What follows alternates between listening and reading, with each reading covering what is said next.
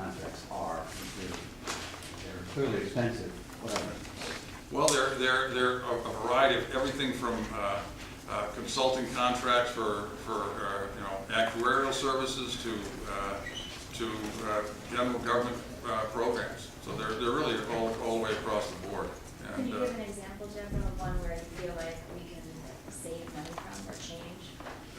well, we're looking at I haven't even sat down at my desk yet, by the way, but I see a stack of them that are ready to go right now. We're looking at a $700 million,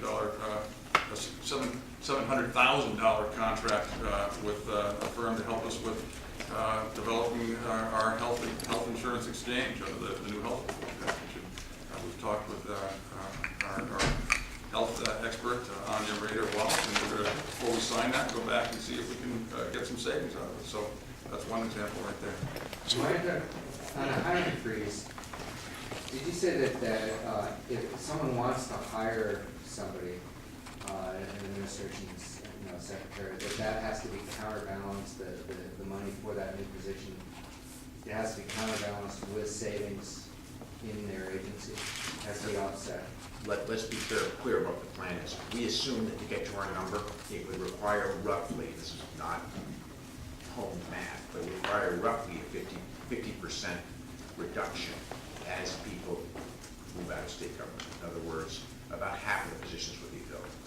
What the Secretary of Administration said is, if a manager, if a cabinet member came to us and said, hey, I really need this position filled, but I found another way to get the savings, we're all ears. So you're basing that on who you think will voluntarily leave the state workforce just by past trends, and then not refilling, and only refilling half those? Is that what that's how the hiring freeze? That's the goal. How many positions are you talking about? Sorry, how many positions are you talking about, do you think? Well, there are roughly 500 positions that are either vacant or turnover in a year. So we're looking, it's a little bit more than 500 based on past trends.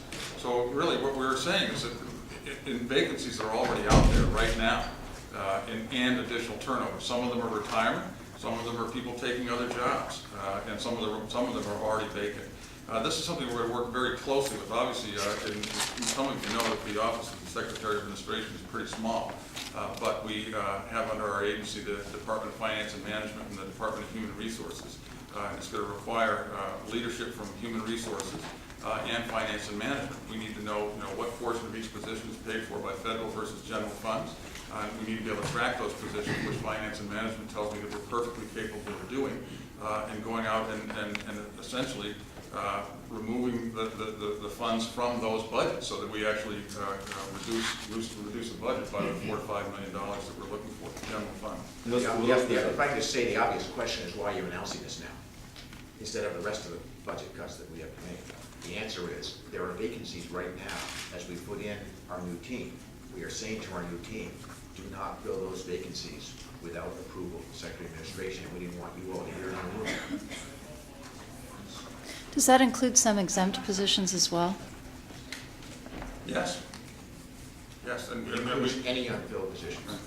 and each one is going to be looked at on a case-by-case basis. I mean, a position in corrections that's a correction guard will be looked at differently than a person in the administration of corrections. It really needs to be tailored and carefully managed.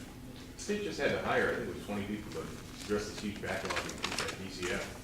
I mean, is that not a cautionary tale on this idea of pulling more positions out of government, and are we going to run into similar problems in other parts of government if we're not careful? Dave, that's a really good question, and I don't want to pretend to you that we're not doing this without real concern. We are. We understand the pitfalls.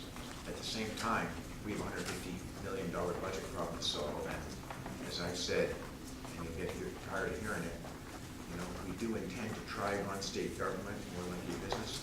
When you make 1 year savings, you're back here next year. We do not want to be back here next year, so we're going to have to make it work. So you committed to standing to I was backing up on Dave's question. Are you committed to standing up with that legal aid agreement with legal aid to follow through and hire those extra positions, to keep those temp staff on now to address the backlog and deal with this transition? Yes.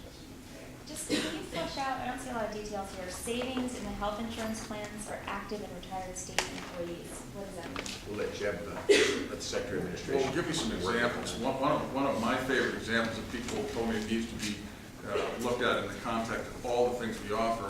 When the state pays 80%, the employee pays 20%. There are 4 different levels of health care, including one which is, let's say, the Mercedes or the Cadillac version of health care. We pay 80% of all of them. It might be reasonable to say we'll pay 80% of the mid-level plan. If you want the gold-plated plan, you pay the extra.